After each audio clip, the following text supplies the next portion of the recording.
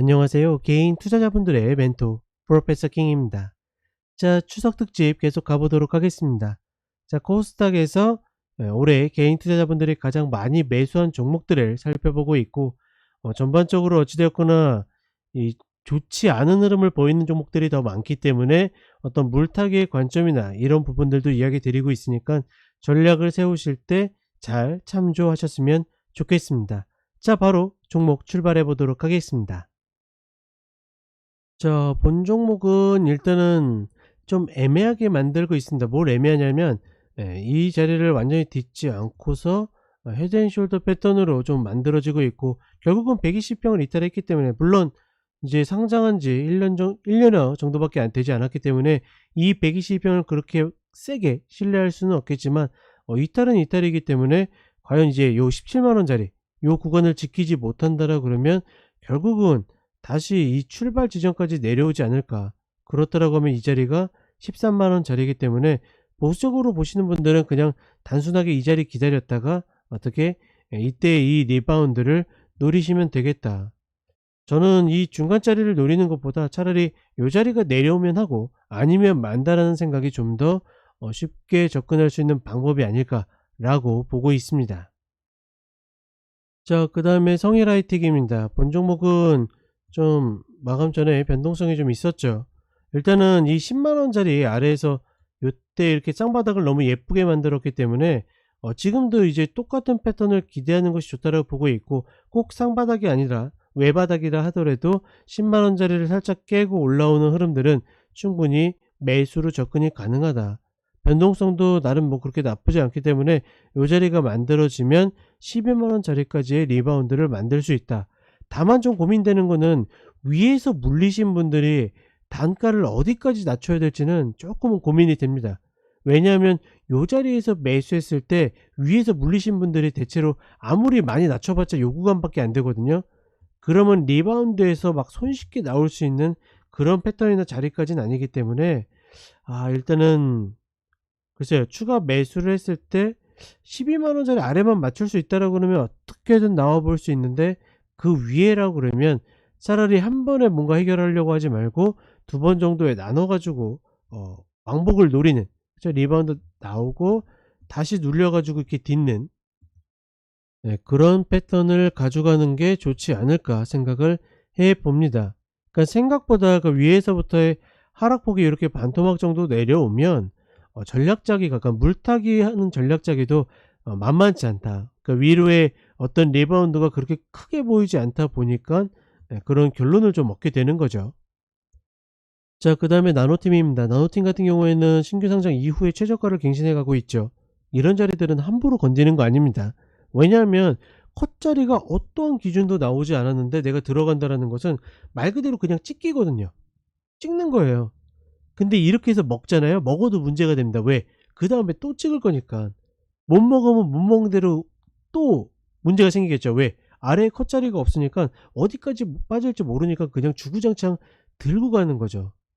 그런 흐름들을 저는 최소한 제 방송을 보시는 분들은 안 만들었으면 좋겠고, 지금 자리는 별거 없습니다. 이 첫 자리는 흘려보내세요. 굳이 하고 싶다라고 그러면 30분의 추세 전환이나 이런 거 보면서 접근할 수 있는데, 저는 이렇게 빠지는 흐름은 외바닥보다는 최소한 쌍바닥을 만들 때 들어가는 것이 좀 더 맞다라고 판단한다. 자, 그 다음에 알맥입니다. 알맥도 제가 앞에 장표에는 이하 동문이라고 써놨죠. 얘도 마찬가지로 지금 어떻게 됩니까? 최저가를 갱신해 가고 있기 때문에 여기에서는 반드시 조심해야 된다라는 거. 특히나 이런 식으로 이렇게 꼬리를 만들어 주잖아요. 그러면 의심해 볼 필요가 있습니다. 뭘 의심해 보냐면 이 흐름이 페이크가 아닌지. 이런 게 진짜 속임수거든요. 이제 하방으로 더 쏘기 위해서 얘네들이 어떻게 자기네 물량 털려고 거래량을 터뜨리는 거죠. 그렇게 움직이는 것이 아닐지 충분히 의심을 해봐야 된다. 저는 지금 패턴으로 봤을 때는 그렇게 썩 좋아 보이지 않는다. 만약에 이런 윗꼬리 양봉이 한 두세 번 정도 더 나오잖아요. 그거는 이제 다시 매집에 대한 그 생각을 가질 수 있거든요. 근데 그러려면 거래량이 오늘 지금 나름 많이 터졌죠. 이 거래량을 어느 정도 유지하는 패턴이 나와야 돼요. 그렇다라고 그러면 저점을 의심해 볼 수는 있겠다. 생각보다 어렵죠. 자, 그 다음에 HLB입니다. 개인적으로 본 종목은 어찌됐거나 노리시는 분들이 계속 노려야지, 그렇지 않은 분들이 아무나 함부로 접근할 수 있는 종목은 아니다라고 생각을 하고 있습니다. 그리고 명확하게 27,200원이라는 정말 강력한 마디가 있기 때문에 이 구간을 중심으로 접근을 해본다. 그 위에서 여기에서 멀어지면 멀어질수록 내 리스크가 커진다라고 보시면 되겠고, 그럴 법한 게 주봉으로 봐도 어떻게 됩니까? 지금 이 구간은 한두 번 지킨 게 아니에요. 다만 기다리면 계속 내려왔기 때문에 계속 얼마든지 좋은 기회들이 있었거든요. 근데 대부분의 분들이 어떻게 됩니까? 막 이런 거 올라가면 와, 이제는 진짜 가는 건가 하면서 추격을 반복하는 거죠. 네, 그런 흐름들을 만들면 안 된다라는 거 다시 한번 이야기를 해 드리고, 철저하게 저는 이 27,200원짜리에 붙여서 가급적이면 매수를 하시는 게 좋겠다, 이렇게 이야기를 정리해 보도록 하겠습니다. 자, 그 다음에 3기 EV입니다. 제가 악담을 하는 건 아니고 본 종목에 지금 이러한 패턴들을 보잖아요. 그러면 이 패턴들은 누가 봐도 정상적이지 않습니다. 특히나 지금 얘가 위에 여기 아일랜드 갭을 이렇게 만들어 놓고 내려왔거든요. 쉽게 얘기하면 저거 갱신하지 못하면 죽었다 깨나도 저거보다 위로 올라갈 수 없다라는 이야기이기 때문에 뭐 저점 이탈 컷? 사실은 그것도 별로 하고 싶지 않아요. 이런 방식으로 움직인다라는 것은 완벽하게 누군가가 컨트롤해서 움직이거나 아니면 그렇게 움직였다가 버린 거기 때문에 저는 손을 대고 싶지 않다. 다른 거 없이 만약에 저 3181원의 최저가를 끼게 된다라고 그러면 전혀 미련을 가질 필요가 없다라고 판단을 해 봅니다.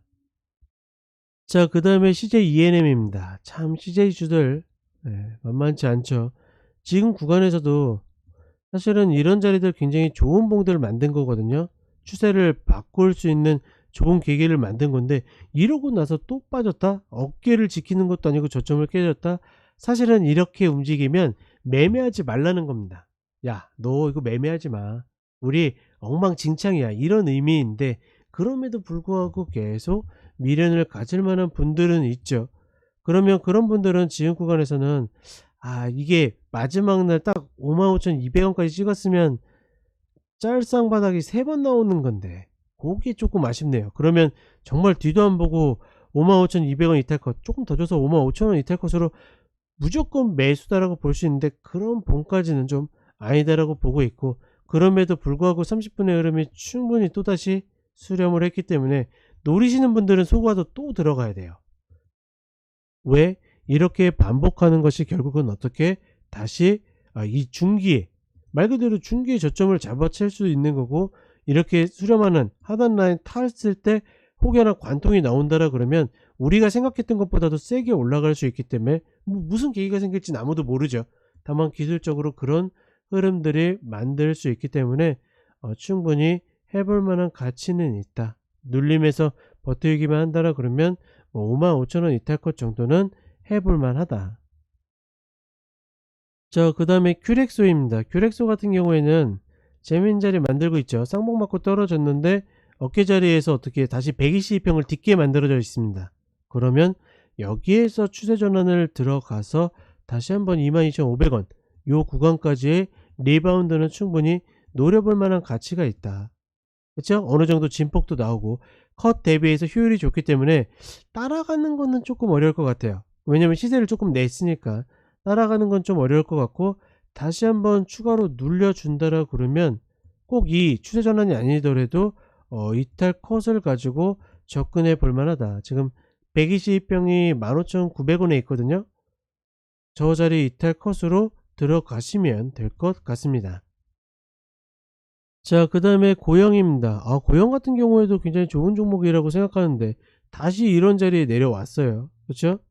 그렇기 때문에 지금 자리에서는 글쎄요, 아예 그냥 최저가를 이 11,500원 요 자리를 확인하는 것이 맞지 않겠는가. 이 자리가 11,500원이거든요 요 자리 내려오면 하고, 아니면 지금 구간은 그냥 흘려보내는 것이 맞다. 지금 상황에서는 올라와도 다시 한번 또 120평을 저항받을 가능성이 좀 더 높다라고 보고 있습니다. 그러니 가장 효율이 좋은 저 11,500원 자리를 노리시는 게 좋겠다. 자, 그리고 마지막으로 필에너지입니다. 필에너지는 이렇게 딱히 이야기할 건 별로 없죠. 왜냐면 뭐 어떤 기술적인 데이터가 축적된 것도 아니고 여기 저점을 만들었지만 이게 신뢰 있는 저점인지도 알 수 없고 지금의 구간에서도 다시 뭐 추가 매수를 한다든지 이럴 수 없기 때문에 일단 지금 구간은 좀 지켜보는 구간이다. 혹여나 다시 한번 이렇게 쌍바닥 자리를 만들어주면 그때 노린다라는 개념이 맞다라고 봅니다. 뭐 예를 들어서 이런 자리에 어설프게 물려 있잖아요. 그러면 반등이 대충 나온다라는 전략이 아니면 나오기도 만만치 않습니다. 그럼 어떻게 하면 돼요? 가만히 있는 겁니다. 초반에 이야기 드렸던 것처럼 가만히 있다가 만약에 쌍바닥을 만들어주면 그때 짧게 컷 걸고 들어가서 다시 한번 뭐 35,000원 이런 자리 올려준다라고 그러면 본절에 반 빼고 나머지 본물량만 들고 간다. 뭐 이런 관점으로 가져가야지 어설프게 뭐 이거 조금 반등했다고 다시 22평 딛고 가는 거 아니야? 뭐 이런 자리들 매수했을 때 개파락 한 번만 생겨도 어떻게 다 꼬여버린다. 그런 부분들 유의하시면서 가시면 되겠습니다. 자, 연휴 잘 보내고 계시죠? 정말 아쉽게도 이제 하루 남았습니다. 연휴 푹 쉬시면서 방송 보시면 좋아요도 눌러주시고 혹여나 시간 되시면 저희 카페에 놀러 오셔가지고 여러가지 함께 보시면 좋겠습니다. 자, 그럼 저는 내일 다시 찾아뵙도록 하겠습니다. 감사합니다.